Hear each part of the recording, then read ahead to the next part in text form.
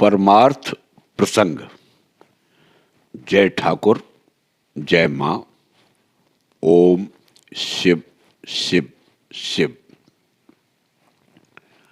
स्वामी बिरजानंद जी के सार गर्भित दिव्य उपदेश। जिसके पास जो है उसी का वह त्याग कर सकता है। जो है ही नहीं उसका और त्याग क्या। किसी वस्तु का वर्जन करने के लिए पहले उसका अर्जन होना चाहिए। उसके दायित्व से बचने की चेष्टा नहीं चलेगी। उड़कर गिरे भाड़ में लाही, गोविंदाय नमो नमः। इस तरह से भगवान को लाही की मान्यता देने से कुछ नहीं होगा। शास्त्र भोग करने का निषेध नहीं करते, कहते हैं त्याग के द्वारा भोग करो, अर्थात ममता और आसक्ति त्याग कर भोग करो। जगत की समस्त वस्तुएं ही ईश्वर द्वारा परिव्याप्त हैं। वे प्रत्येक वस्तु में अनुस्यूत हैं। सब ही उनका है, ऐसा समझकर अहम मम भाव त्याग करके सब काम करो, सब कुछ भोग करो, अन्यथा भोग दुर्भोग में परिणत हो जाएंगे। इस तरह से भोग करने पर योग अपने से ही आएगा और आप रूप ही हो जाएगा। इष्ट वस्तु का स्मरण मनन करना अर्थात उनके साथ अपने मन का संयोग स्थापित करना, यह विचारधारा जितनी प्रगाढ़ और लगातार होगी, चित्त विक्षेपकारी वृत्तियां जितनी ही शांत होंगी, उतना ही यह संयोग तैल धारा के समान अविच्छिन्न होगा। इसे ही ध्यान कहते हैं। यही ध्यान और भी प्रगाढ़ होने पर ध्येय वस्तु के साथ मन का एकीकरण हो जाता है, वह तदाकार हो जाता है।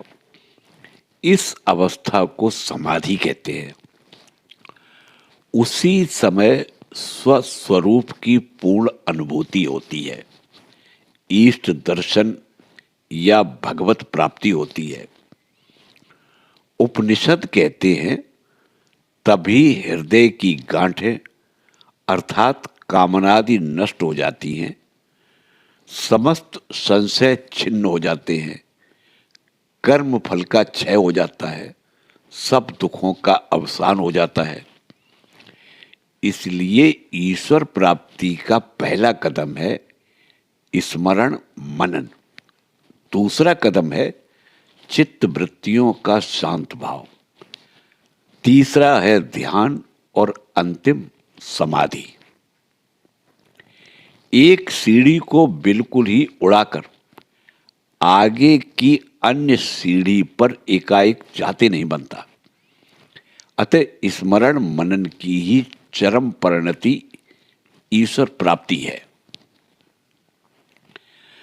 बार बार दोहराने और अभ्यास के द्वारा इस स्मरण मन को दृढ़ता से मन में गांठ देने के लिए ही जप, ध्यान, आराधना आदि का विधान है।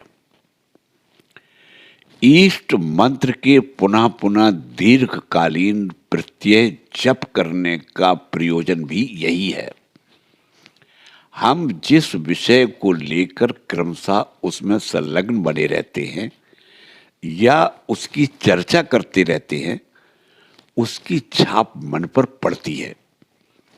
मन से निकल गए ऐसा ऊपर से मालूम पड़ने पर भी वे सारे चित्र सूक्ष्म भाव से संस्कार रूप से मन में ही रहते हैं और अनुकूल परिस्थिति प्राप्त होने पर मनुष्य के न जानते हुए भी उसे कार्य रूप या विचार के लिए प्रेरित करते हैं। असत संस्कार प्रबल होते हुए तो बुरे भावों की, और सुसंस्कार प्रबल हुए तो अच्छे भावों की प्रेरणा मिलती है।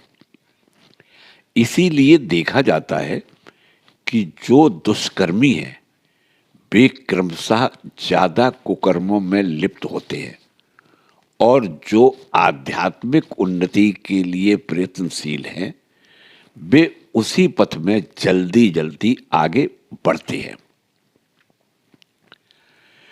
समस्त ब्रह्मांड में जितनी शक्ति है उस सब की समष्टि सदा उतनी ही बनी रहती है। उसमें क्षय, वृद्धि या विनाश, पहाड़ को कहो यहां से हटकर वहां चला जा तो वह निश्चय ही चला जाएगा। तुम्हारे लिए कुछ भी असंभव नहीं रहेगा। सुना है हमारे श्री ठाकुर ने अपनी विविध प्रकार की आध्यात्मिक अनुभूतियों और ईश्वर दर्शन की बाद में परीक्षा करने के लिए माँ से कहा था, माँ यदि मेरे ये सब सत्य हों तो यह बड़ा पत्थर 3 बार कूदे। कहते ही वैसा ही हुआ। यह सब क्या केवल मनगढ़ंत किस्सा कहानी है? शरीर में 60 चक्र क्या वास्तविक है? स्वामी जी से पूछने पर उन्होंने उत्तर दिया था, हमारे श्री प्रभु कहते थे कि योगियों द्वारा वर्णित कमल मनुष्य शरीर में दरअसल में स्थूल भाव से नहीं है, किंतु योग शक्ति के प्रभाव से वे पैदा होते हैं और उन्हें उनका अनुभव होता है। सत, रज और तम, इन गुणों के भेद से कर्म 3 तरह के होते हैं, शुभ या सत, सात्विक, अशुभ या असत, तामसिक और इन दोनों से मिश्रित राजसिक। अंतःकरण या सूक्ष्म शरीर में कर्मों के द्वारा जो दाग या छाप पड़ती है उसका नाम है संस्कार। उसे ही हम कर्म, तकदीर, धर्माधर्म, पाप पुण्य आदि कहते हैं। कारण के बिना कार्य नहीं होता। हमारी जो कुछ भी अच्छी या बुरी रुचि या प्रवृत्ति आदि है सब ही पूर्व संचित संस्कारों की उत्तेजना मात्र है। उनमें से वे ही प्रकाशित या कार्यक्षम होते हैं जिनको अनुकूल वातावरण और परिस्थिति प्राप्त होती है। दूसरे संस्कार संचित बने रहते हैं। उपर्युक्त योगा योग की प्रतीक्षा करते हैं और अवसर पाकर शुभाशुभ फल प्रसव करते हैं। हम कुछ भी क्यों न करें, सभी सत और असत से मिश्रित रहता है। इसीलिए सुख दुख मिश्रित फल भोगना पड़ता है। जिसमें जिसका परिणाम ज्यादा होता है उसको वही नाम दे देते हैं। समस्त कर्म ही बंधन के हेतु हैं। सुख कहो दुख कहो, दोनों ही बंधन हैं। यदि इन दोनों के पार न गए तो मुक्ति लाभ नहीं होता। कर्म केवल उन्हीं के लिए बंधन का कारण नहीं होता जो अहम बुद्धि से रहित होकर परहित के लिए काम किए जाते हैं, क्योंकि वे किसी भी फल की आकांक्षा ही नहीं करते और अपने नाम, यश या स्वार्थ साधन के लिए भी काम नहीं करते। उनके हृदय में प्रेम का संचार होता है। वे प्राणी मात्र में ईश्वर दर्शन करके उनकी सेवा समझकर कर्म करते हैं। इसलिए उनका वही कर्म समस्त संचित कर्म का क्षय करता है और मन में नए संस्कार रूप किसी भी कर्म बीज का सृजन नहीं करता। इसलिए वे पुनः पुनः जन्म मरण के कारण से विमुक्त होकर देह त्याग के बाद मोक्ष प्राप्ति के अधिकारी बनते हैं। भोगों में सुख नहीं है, सुख है केवल त्याग में। जो सदसत विवेक द्वारा अथवा भोग भोग कर उनमें शिक्षा ग्रहण करता है, उनसे शिक्षा ग्रहण करता है, विषय भोगों को आसार और परिणाम में दुखदायी जानकर उनमें वीतराग होकर स्वेच्छा पूर्वक समस्त त्याग करता है, वही परम सुखी है, वही अमृत का अधिकारी होता है। अपने भक्ति योग ग्रंथ में स्वामी जी ने दिखलाया है कि यह त्याग ही चतुर्विध योगों का प्राण है, चतुर्विध योगों का प्राण है। कर्मयोगी ईश्वर कर्ता मैं अकर्ता यह जानकर कर्म के फल में आसक्त न होकर भगवदर्पण करता है। राजयोगी जानते हैं प्रकृति पुरुष के लिए है और पुरुष प्रकृति के लिए नहीं। पुरुष है आत्मा और प्रकृति है जड़। अतः वे प्रकृति से सर्वथा भिन्न है। उनका संबंध क्षणिक ही है, चिरंतन नहीं। पुरुष प्रकृति के अधीन नहीं, वे मालिक है, प्रकृति दासी। उनके कार्य साधन के लिए ही प्रकृति है। प्रकृति का कार्य है उन्हें विभिन्न अवस्थाओं में ले जाकर उन्हें उनके यथार्थ स्वरूप की उपलब्धि करा देना। इसीलिए राजयोगी प्रकृति को अनात्म जानकर उसके मोह का त्याग करते हैं। ज्ञान योगी का त्याग सबसे कठिन है, क्योंकि उन्हें प्रथम से ही धारणा करनी पड़ती है कि समस्त जगत और उसके साथ का संबंध मिथ्या है, माया है। समस्त जीवन स्वप्न के समान है। उनका मार्ग है नेति नेति। मैं यह नहीं, वह नहीं, मैं देह मन इंद्रियादि कुछ भी नहीं, मुझे सुख नहीं, दुख नहीं, मेरा जन्म नहीं, मरण नहीं, बंधन नहीं, मुक्ति नहीं। मैं नित्य शुद्ध बुद्ध मुक्त चैतन्य स्वरूप पूर्ण ब्रह्म परमात्मा हूं। इसीलिए वे समस्त बाह्य विषयों को त्याग कर स्वस्वरूप के ध्यान में मग्न रहते हैं। भक्ति योगी का त्याग सबसे अधिक सहज साध्य है, स्वाभाविकता पूर्वक आप ही आता है। इसमें कठोरता नहीं, मन को बलपूर्वक दमन करने का वृथा प्रयास नहीं। केवल मन की वृत्तियों के झुकाव को फिरा देना पड़ता है, उनके प्रवाह का मुंह घुमा देना होता है।